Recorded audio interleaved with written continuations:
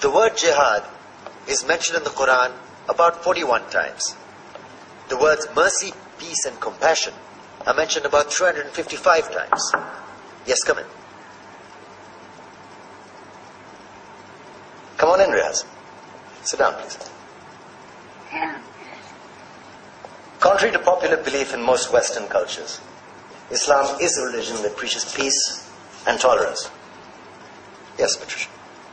If Islam truly is a religion that preaches peace, then how come the world's most troubled spots, the West Bank, Afghanistan, Pakistan, Iraq, they're all plagued with Islamic terrorism? Well, that depends on your definition of terrorism. Some might argue that the U.S. invasions of countries like Iraq and Afghanistan are also acts of terrorism. No, those were acts of war to get rid of despotic regimes. Or a means of getting at a country's oil.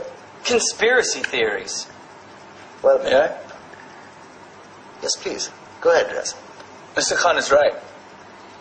I mean, if we're talking about terrorists, the world's biggest terrorists are the white superpowers. Come on now. No, really. Stop and think about it. Explain 9/11. Okay. Do you know how many people died in the Twin Towers strike? Around 3,000. And do you have any idea how many people died in the bombing of Afghanistan? Take a wild guess. More than 15,000 people died. And that's just conservative figures.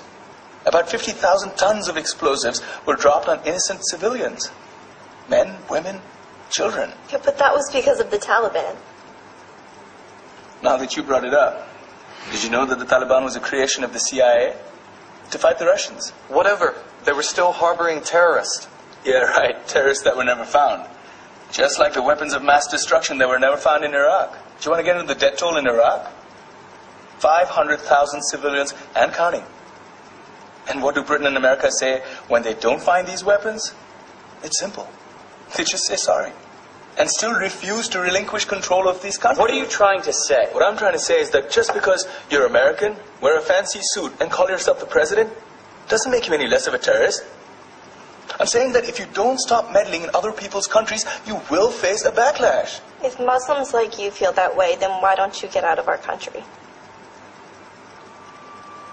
We will. As soon as you promise to leave ours.